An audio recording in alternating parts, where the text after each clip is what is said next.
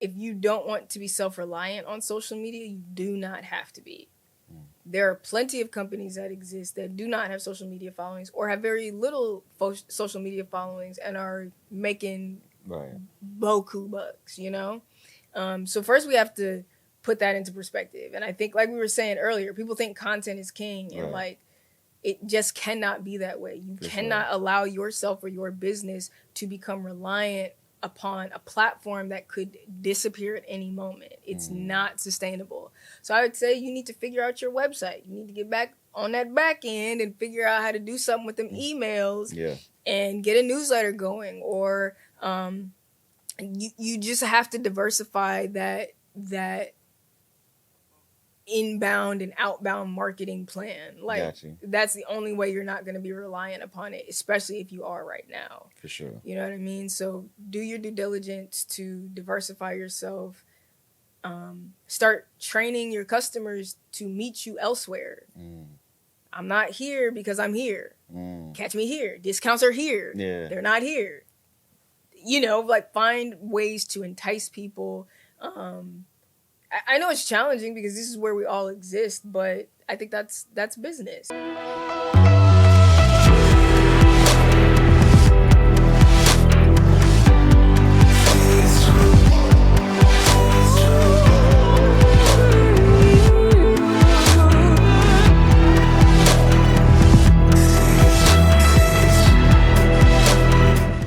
Welcome to the COSIGN Conversations podcast. Thank you so much. Yeah, thank you for joining us. I really wanted to have this conversation with you because a lot of times entrepreneurs and creators, we do so much work, but we're busy in the work so that we don't get a lot of recognition that comes for the work that we've done. Because when I met you, I'm like, man, I was really inspired to see the work you do and how, like, confident you are in your work, right? I appreciate that. Working with, I don't know if that's like the Harley from Harlem, right?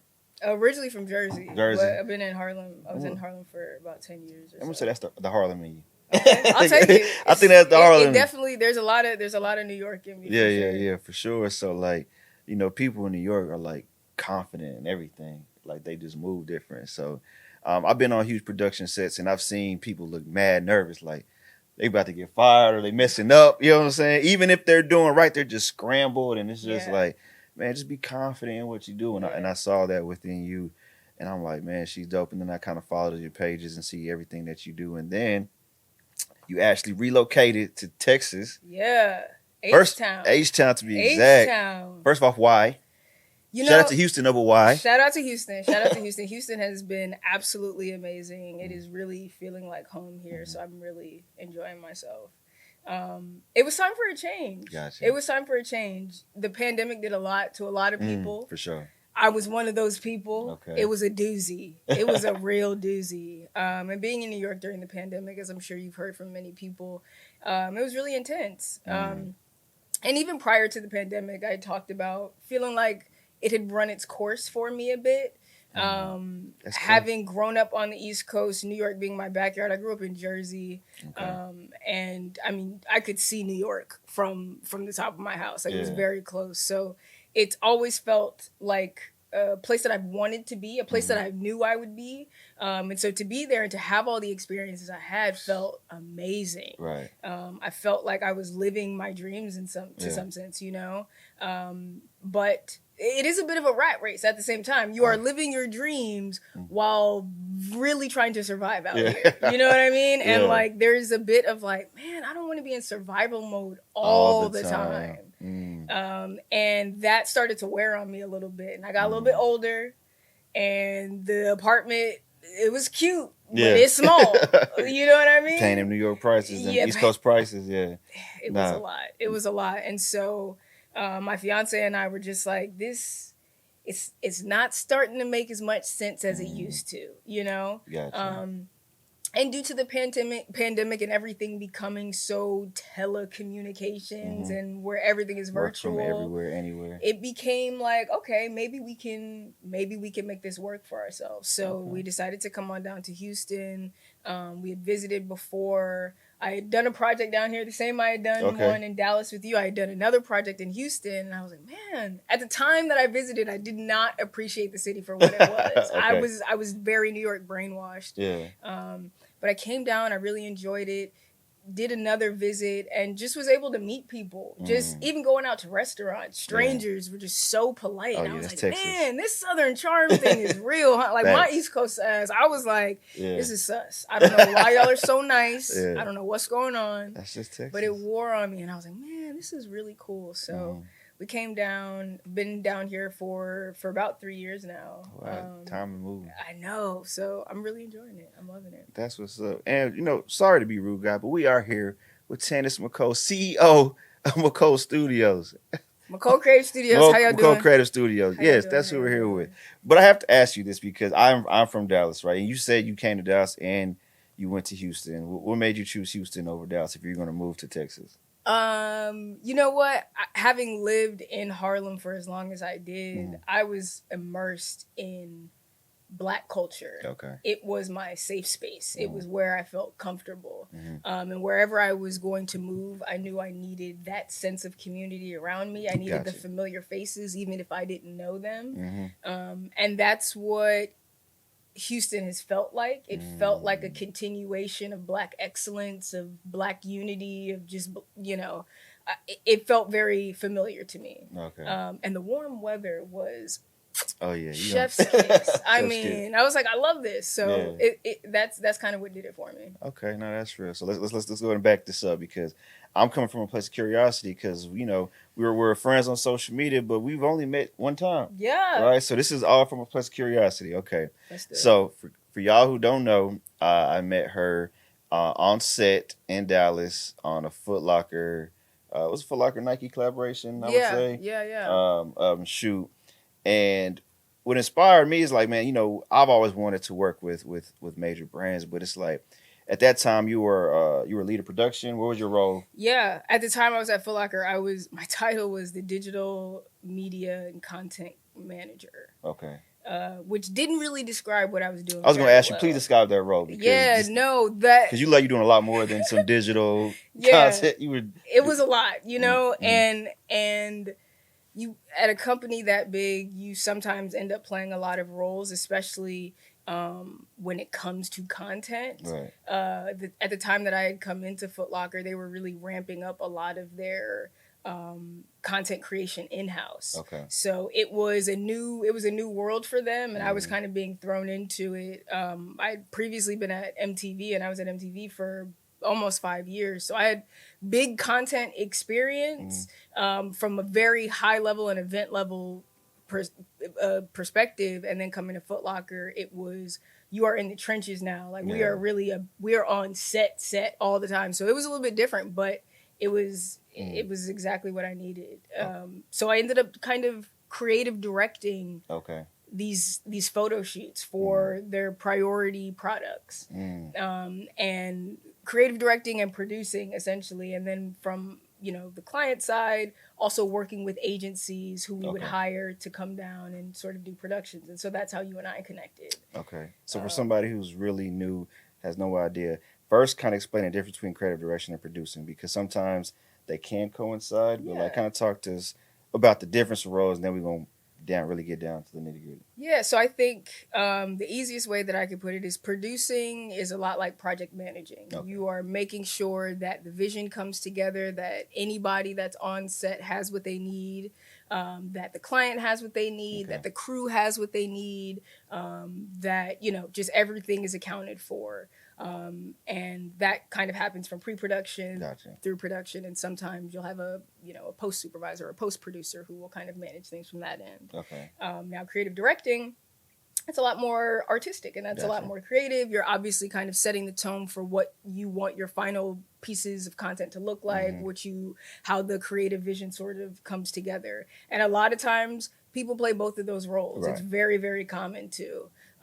Sometimes you can differentiate them, and if you have enough money, there are roles for a lot of people. You know what I mean? Sure. So it kind of varies. But on the shoot you and I were on, I was kind of EPing from a brand perspective, making sure, letting the agency that we hired do their job and create all the stuff. But I'm there to make sure that everything the brand wants to check off that list is sort of checked off. Got you. So for those who don't know, the process is a brand, example, Foot Locker, would hire an agency to actually produce the content.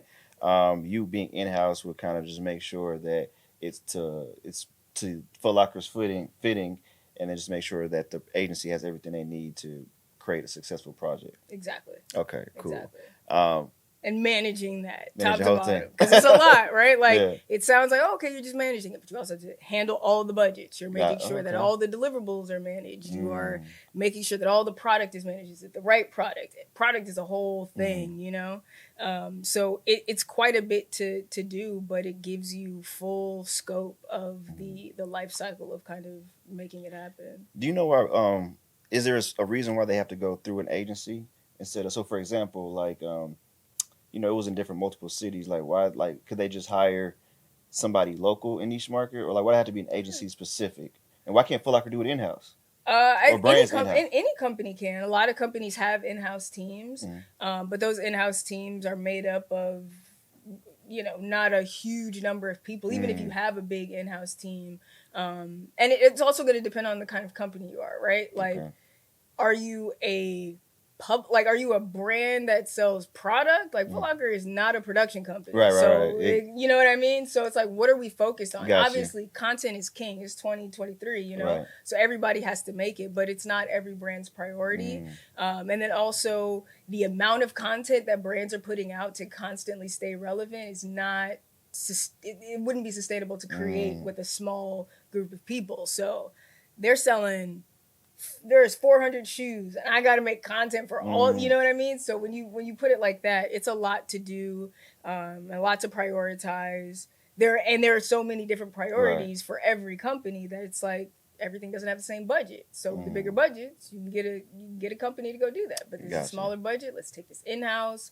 Let's make it work, you know? So that's typically how it happens. You said something great too. You like, basically know your strengths. Like, y'all sell shoes and products. Y'all not a production company. That applies to all businesses. Like, hey, if you're selling, you know, hair or jewelry, sell hair or jewelry. Yeah. And focus on that and growing the business development, and let somebody else focus on, you know, the content creation, production, etc. So that way you can be the best at what you're doing and you hire somebody at the best they're doing. I think just to speak on that a little bit further, I think sometimes smaller businesses especially get so caught up in the content game that you think content is your business.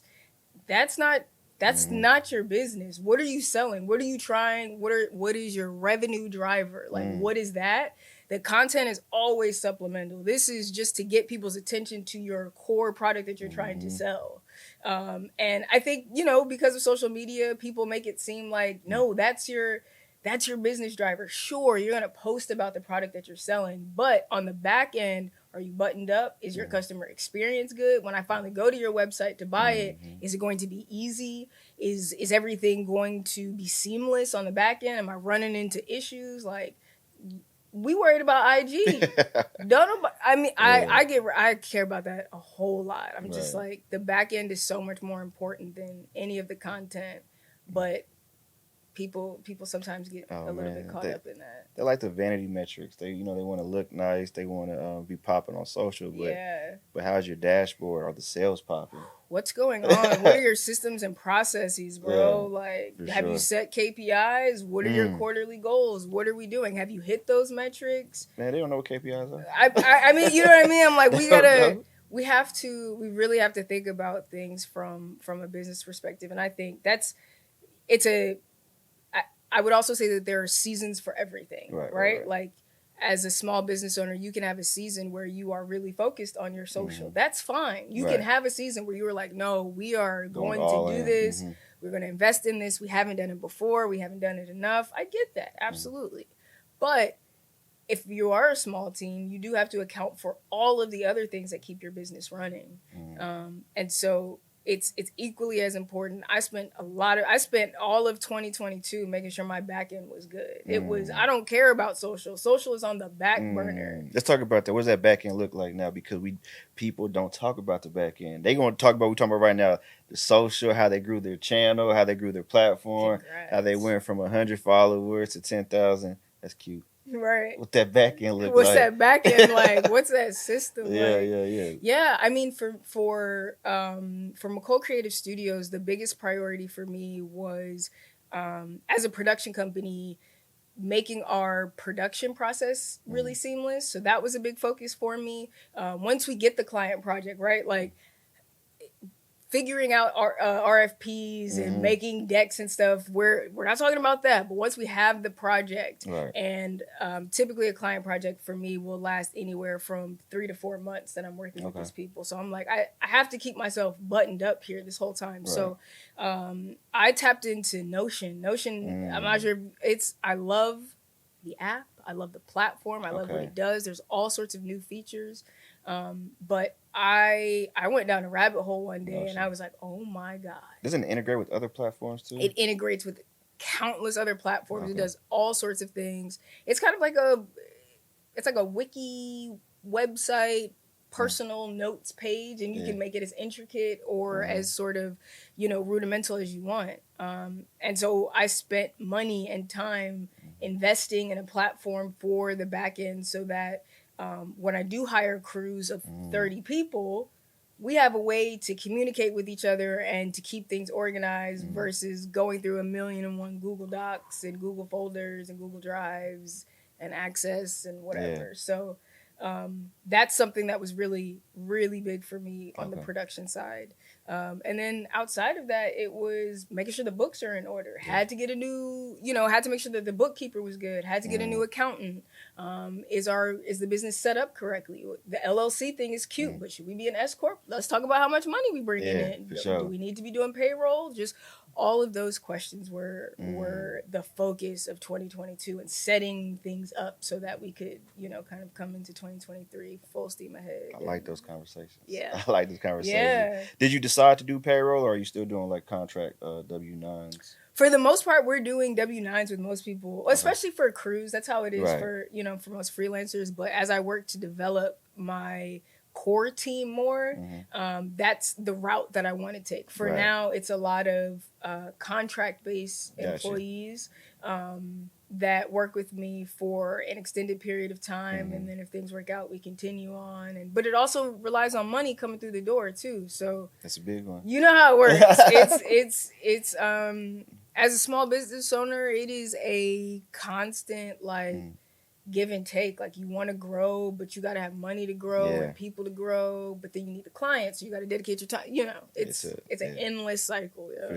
For sure. I want to ask you this: what and I'm glad you did it, but I just wanted to know your thought process.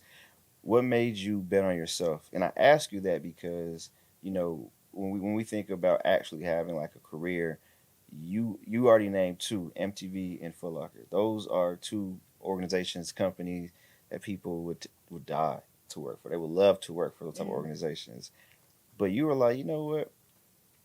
Maybe it's time for me to bet on myself. Yeah. Why? I think in part due to the experiences I had at those companies. And the confidence that I was able to build because of the experiences that I had there and the opportunities that I was presented with. I think, especially after being at MTV for so long, when I left there, I was so confident. I was like, I have worked on 20 VMAs. You can't tell me nothing. I didn't work on 20 VMAs. I've worked on probably 35 plus award shows. Oh, wow. The VMAs being one of them. I've probably done, the last VMAs I did was the 2020 VMAs. I did some digital production for that, which was the first year of COVID. It was very interesting. And that was as a freelance employee. That wasn't even working for them. So, but that goes to show you relationships are very important, because I left MTV and was fortunate enough to be hired back several times as just a freelance person to just Can you help us with this? Sure, absolutely. Because of the relationships that I had built while I worked there for the 4 years. And then leaving Foot Locker and able to make them one of my most consistent clients to this day. I was going to say that, you know what I mean? It's through relationships. It's through having work that speaks for itself. Like, I was a good employee. Like, I can listen, I can take notes, I do my job well. And I also knew what I was doing. So I think it's easy. I think people can see that. And they're like, okay, I saw you do it before, you can do it again. And then I think that works with any business. I saw you do that project with so-and-so. It turned out really well. Can I hire you? Can I bring you on to do XYZ with me? Yeah. So that's kind of how it's. No, that's amazing. And relationships get you through doors that money can't buy. You know what I mean? And that's for good and bad. Because there are some people with great relationships and poor quality work. Yeah. Yeah, you're right. Try not to curse here. Right. It's, you know what I mean? But no, that's serious.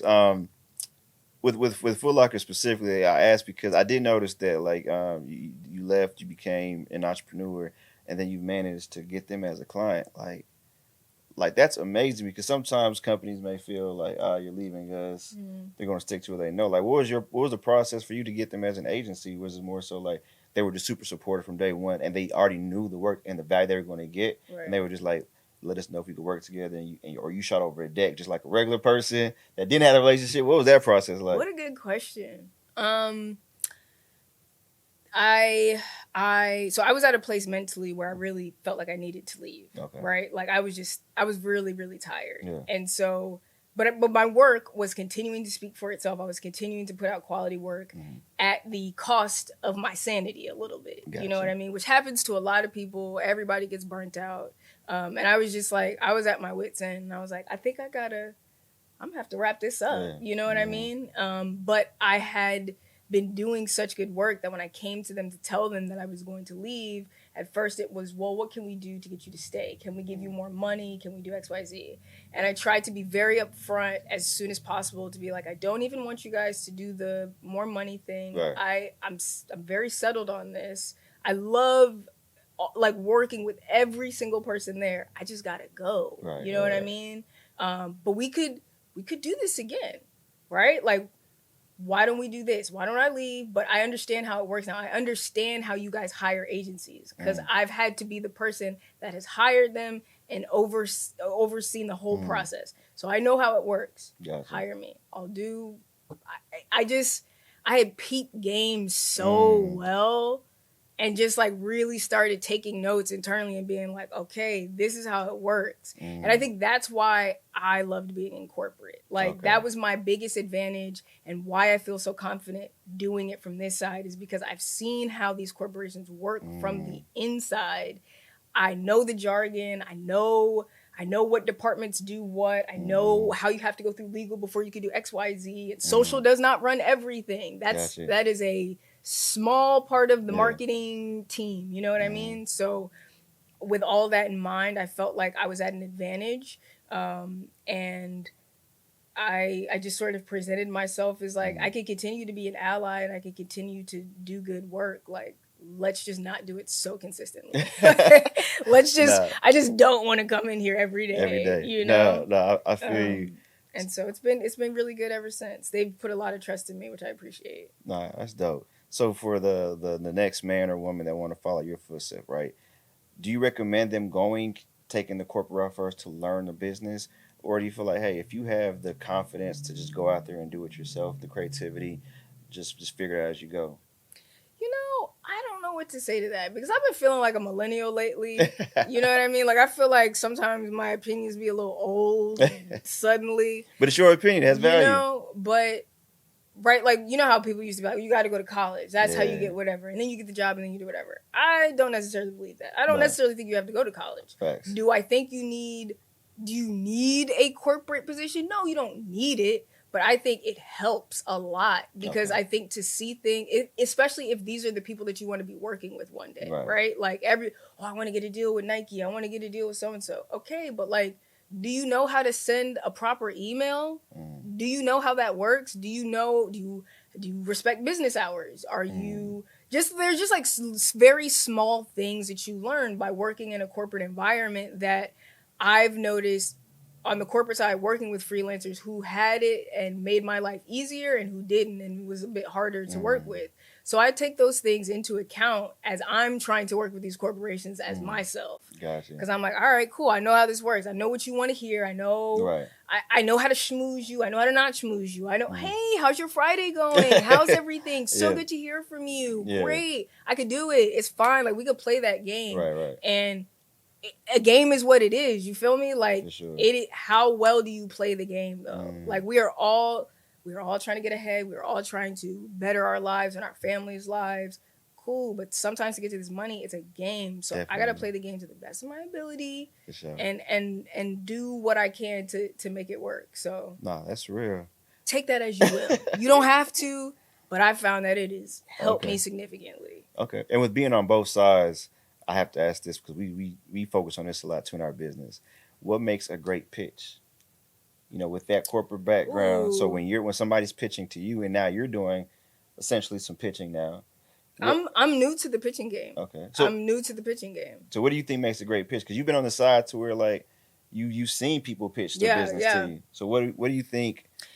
The best that I've seen are people that always come prepared with some sort of presentation, some sort of something. Don't email me words with an idea. Do you have something visually to show me? What research have you done to supplement whatever you're saying or whatever you're asking for? Why should we do this? Why should the business do it? Like, lay that out. What is the reason? What is the benefit to them? And do you want that all in email one, or do email one should just be the intro? Because you think these are people you don't even know. These are cold like pitches. this for me are things that can go in a deck, right? Like the email is separate. I would make a deck with all of that in there so that I can give email? When I put it in the first email, it depends on how I got their contact information. Gotcha. Right? So if it's a cold email, I don't do too many cold emails. I'm gonna be honest with you. I always try to find a cold emails are like the hardest. They are, right? It's like, why do I don't even know this person from anything. Like, why would I even respond? I get it, right? And sometimes it works. Because again, I had a vending machine for a little bit, and I used to do the cold email and cold calling. I'm like, it worked. I get it. I think it depends on what you're doing, who your audience is, and again, if it's a corporation, having an end somehow is going to be your best move, or you are sending a really compelling, short, concise note to entice them to want to know more. I think being too wordy initially I am not reading all these words on this app, so close the email. No way. Paragraph from a stranger? From a stranger? I don't even know you. Yeah. Next. No. So I'm like, keep it short and sweet. And then when they, give you some interest, I think that's kind of where you come in. But I'm also learning not to just go after the big companies too, because there are smaller size companies with equally as much money. So and those are sometimes a little bit easier to make contact with. So, just doing your due diligence to gauge whoever you're reaching out to and thinking about the best way to sort of actually get in touch and not go into the void. Facts. What has been the most rewarding and the most depressing part of launching your own creative studio? The most rewarding part is definitely getting a chance to work with all of the production people that I work with, for sure. I am able to meet and connect with so many people on set. I'm able to hire these people. I'm able to give them an opportunity to showcase their skills. And I work with a lot of people who are sometimes a bit smaller, like in terms of content creators, photographers, or DPs or videographers or what have you.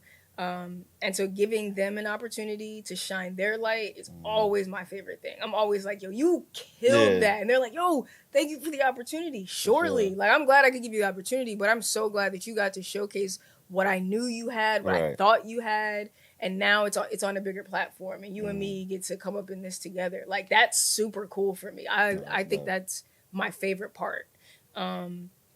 my least favorite part, the most challenging part, is the ebbs and flows of business and money. You know what I mean? Like sometimes you got really good couple months, and then you have 2 months of no business, and you're like, oh, shit. You know.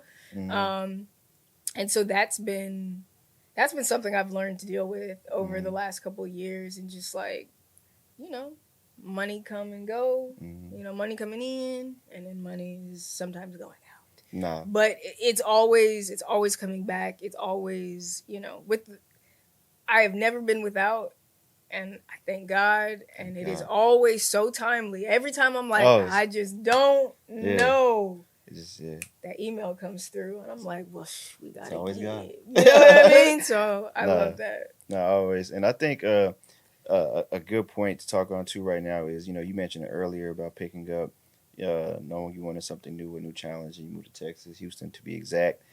But I don't feel like a lot of entrepreneurs or a lot of creators, we don't talk about a lot, is what it takes to start over, right? Like you're coming to a new place, a new city, don't have the same connection that you had when you were in Jersey or Harlem, but pretty much, you know, just relying on your, you know, God-given talent and your abilities to make it and to start fresh.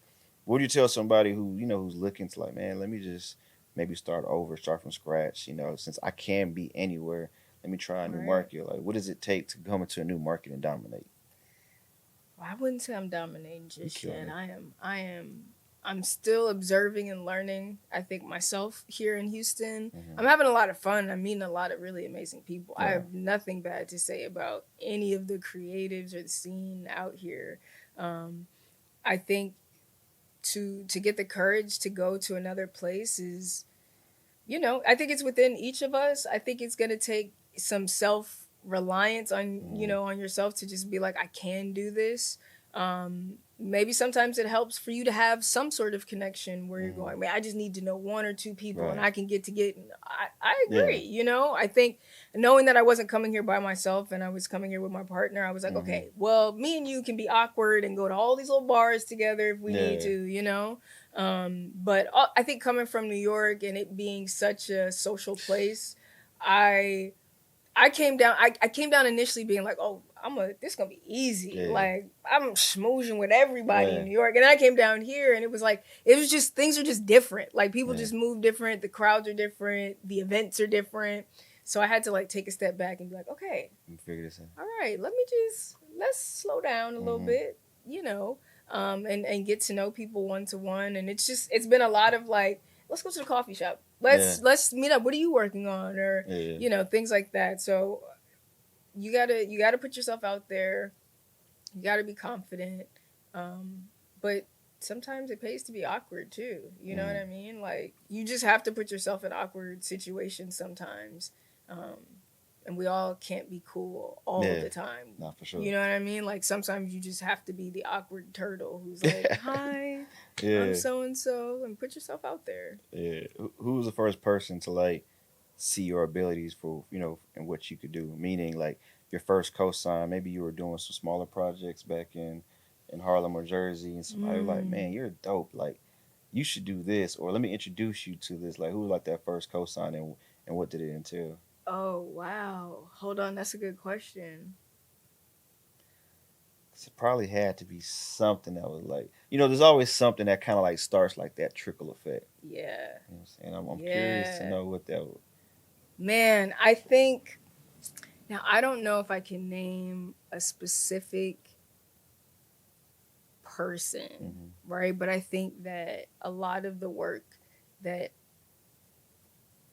man, hold on. This is really good. I got to take a beat. 1 second. Who gave me a good cosign? Yeah. And it's going to hit you, watch. I know. Like, well, okay. This is, oh, man. This is what I'll say. Okay. This is what I'll say in terms of like, someone who really gave me the confidence to do what I'm doing, to step outside of like my family and like very close friends. I had a mentor at MTV named Matt, and he's always kind of given me the Tannis, you are a black woman that can, and he is a white man, right? Okay. He is a white gay man, but he's just like, you are a black woman in this space. You need to lean into yourself and into all of your power and go after it. That was from and he was my boss, you know what I mean? And then he just became a mentor, a friend of mine who was always just like, you can absolutely do this. Who do I need to talk to? Is there someone I can talk to for you? And I'm always like, well, yeah. Who can you talk to for me? You know, like, let me walk into this a little bit. Yeah. So he's someone who I think definitely just was like really very supportive of me really early on, even when I was like working at a company. And then when I said I wanted to leave, he was like, oh my God, I'm gonna be working for you one day. And I was like, maybe, like, wouldn't that be cool? That would be so dope. And so that's who I would attribute like a cosign to. But there's been what's his name again? His name is Matt Borst. Matt Borst. Yeah, he's out in Maine right now, living life. You know what I mean? Yeah, man. Okay. He worked with me at MTV. Just really phenomenal person. And yeah, but I think there's probably a couple of other people along the way, you know, I mean, who just, especially once I wanted to become an entrepreneur, everyone at Foot Locker was so supportive, you know what I mean? And to this day, being on set with them, Pat Walsh, who's like, I don't know, is he general manager of something, CMO? I mean, he's like head dude. He's just like, Tannis, what else can we do? How can I get you in here again? Like, how's business going? I'm so glad you left us and are doing this now. That's you dope. Know? So there's just been really amazing people like that. And a lot of women in my career, I will say. I've gotten where I've gotten because of women. Okay. Men are great. Love y'all. Women are the best. But women have championed me in my career, black, white, yellow, whatever, have always championed me in my career. And so that's why I feel that so special about doing the same for other women too. You know, it's crazy, even though I'm a man, women have championed me the most too. Like, we do that. We're really good at it. Like I don't know if it's men with his egos or whatever it is, but like women will sometimes put their own agenda to the side to make sure that you're taken care of. Absolutely. Like, to make sure you get what you deserve. Almost to a fault. But women are, like you said, we will always try to better the person next to us, especially when it comes to business. And helping each other, putting each other on. I prioritize black and brown people on my sets. It is my priority. If I cannot fill that role, okay, that's okay. That's fine. But I see it as a duty, as something that I take a real responsibility in. And I don't know. I don't know if other people think that way, but this black woman is very conscious of it. You know what I mean? So, shout out to all the dope women like yourself too. Appreciate you. But even with that, you know, that first cosign, when you were at MTV, right?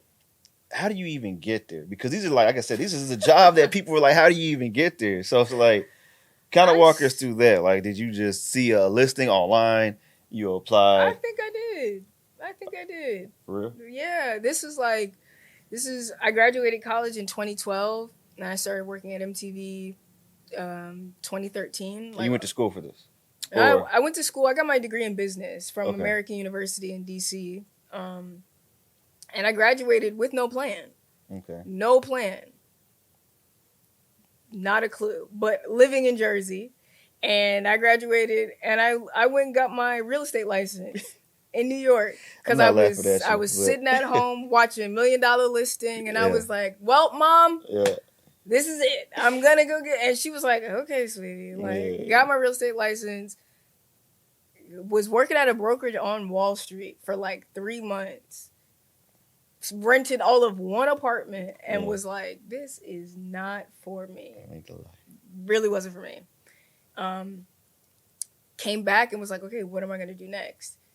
Finessed my way into an internship at Complex Magazine. Okay, so I interned at Complex Magazine for 3 months. I was writing on the music channel, had some of the craziest experience, got to interview Pusha T at Def Jam. This was right when they were coming out with Cruel Summer. Okay. This was like, I was just like, oh, this is what I want to be doing, was media, entertainment, digital media, all that stuff. I had a blog at the time, so I had some success there. But once I was in that media space and marketing world, I was like, this is cool. This is it.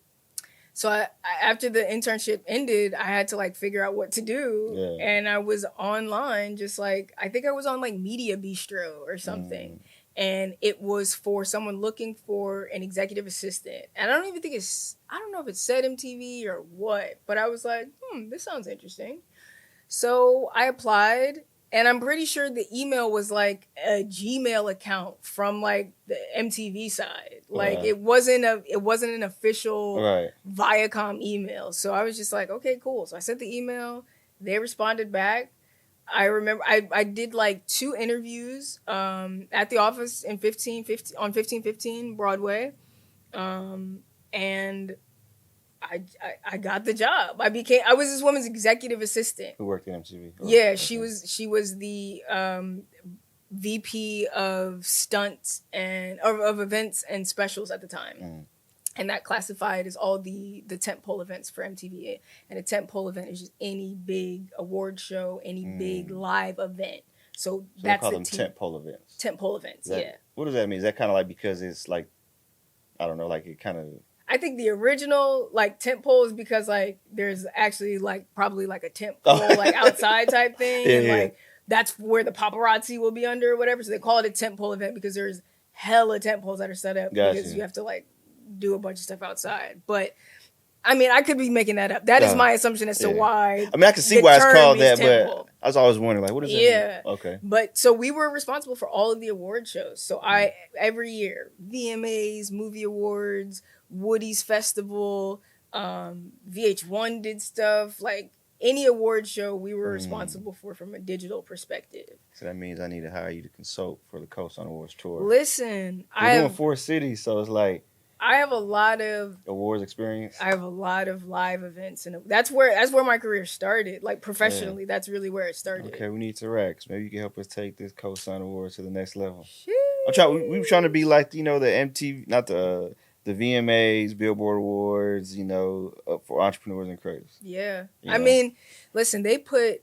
And again, I think this is my favorite part about working there is like I was able to see what budgets and like big picture stuff is. Sneaking into like dress rehearsals and man, I got to sneak into Beyonce's dress rehearsal one day. It was crazy. They didn't kick you out? I did not kick it with her. I was hiding in the corner. So they didn't kick you out? No, they didn't kick me out.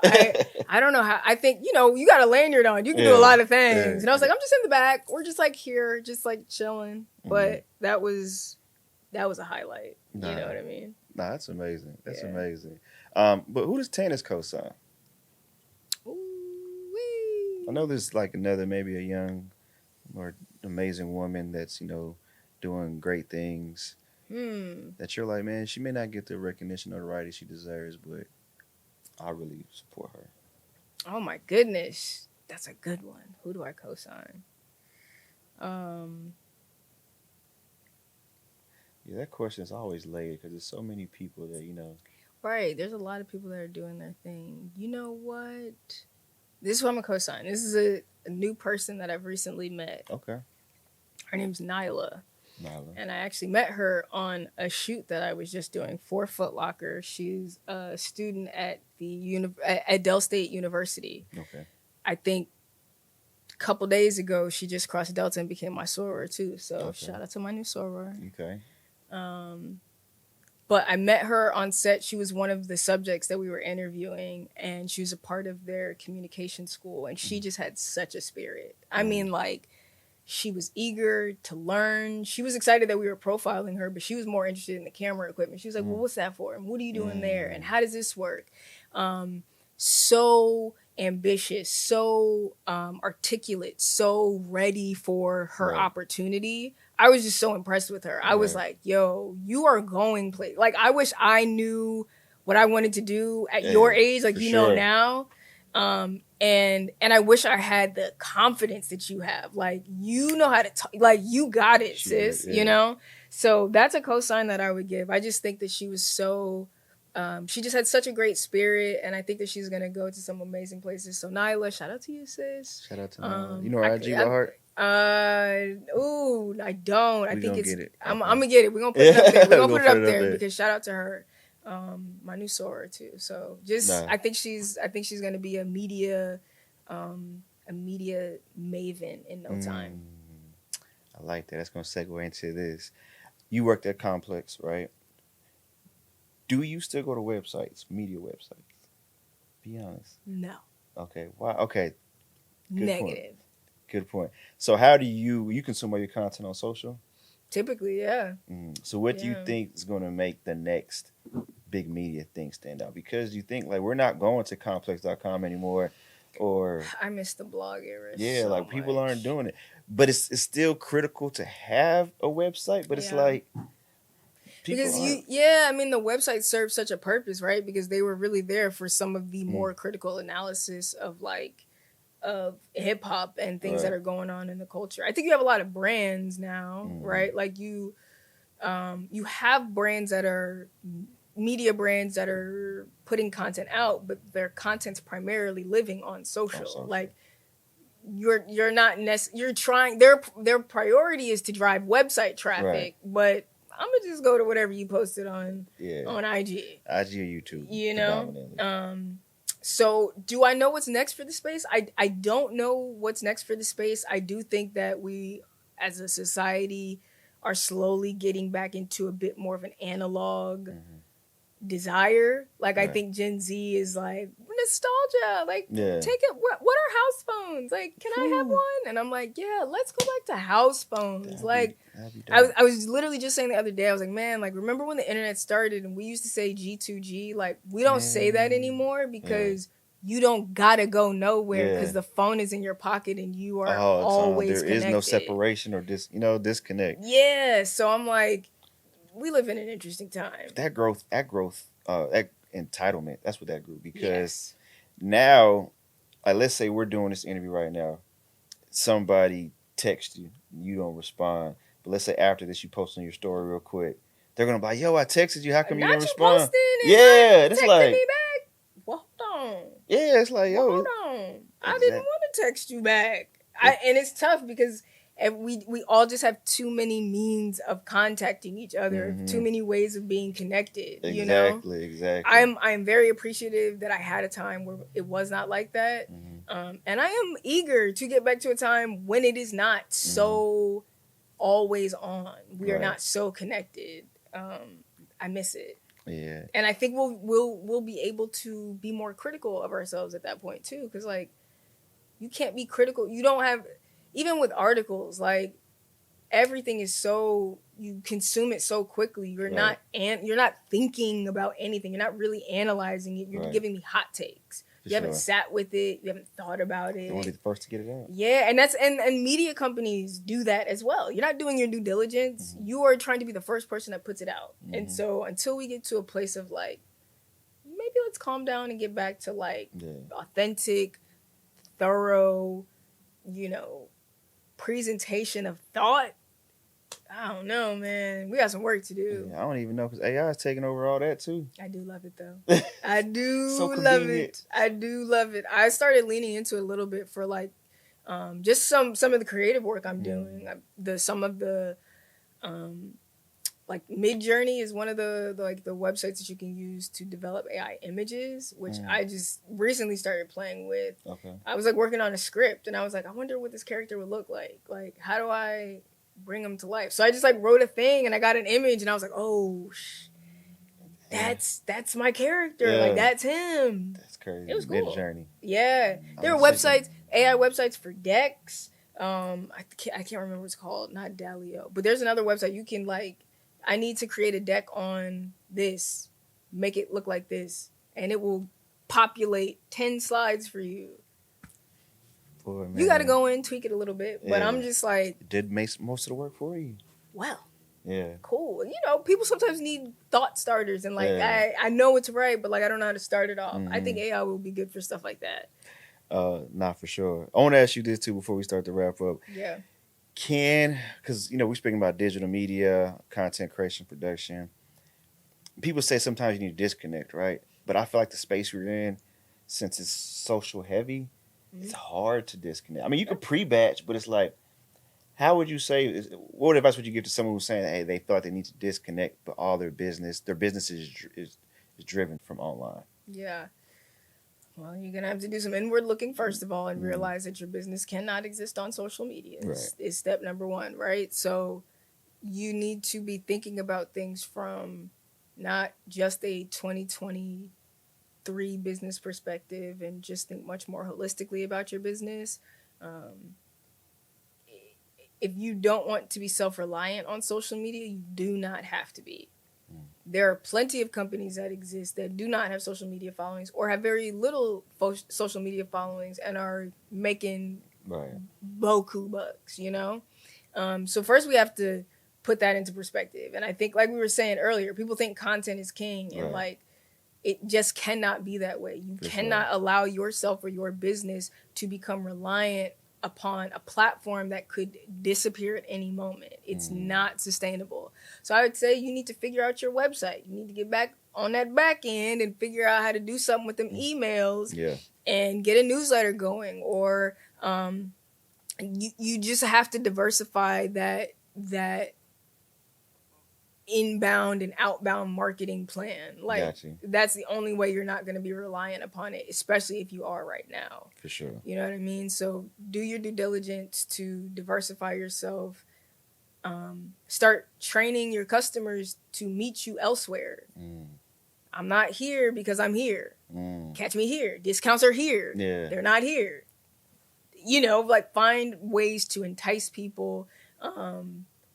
I know it's challenging because this is where we all exist, but I think that's business. You know what I mean? And there have been huge companies that have decided that they don't want to use social anymore, and they still exist and they still sell products. Still probably thrive. And you know what I mean? So it's where you got to get out of the mindset a bit, and remember that networking and meeting people face to face is always going to be the best thing that you can do for yourself and your business. So. No, for sure. Great piece of advice. You know? For sure. Last thing, do you have a quote or a piece of advice that you live by? I almost said something inappropriate. You know, I think sometimes, because I'm Greek, I always live by the excuses definition I learned once upon a time. And that excuses are tools of incompetence. That build very big monuments of nothingness. I'm remixing here a little bit. But yeah, excuses are tools of incompetence. That is something that I live by. I try to... it's the one quote that has been ingrained in me since 2010. I'll tell you that. And it is something that I live my life by. I think it's easy to make excuses for ourselves. I think it's always going to be the easiest answer for ourselves. So I put a lot of, I just try my best to always give my best, to not give myself an excuse to do something that I said I wanted to do and that I know I'm capable of doing. If nobody's holding me back, if nobody's like, Tannis, you cannot do it, there is no reason why I cannot. Outside, money, there are always circumstances, but like, the excuses are null and void on this end. So nah, that's real. You share so many gems. Like, I had little gem drops in all through the episodes. Just and stuff. Little gem sounds. But I appreciate you. Please give me your social and website. Thank you so much. Thank you so much. You guys can follow me on social at It's Actually Tannis. And then as well as my company, Micole Creative Studios, at Micole.cs on the gram. So thank you so much for having me. I really appreciate it. I appreciate it too. Great conversation. Y'all go do that ASAP. Please like, share, comment, subscribe, all that good stuff that the YouTube people be saying. And until next time, we'll see y'all later.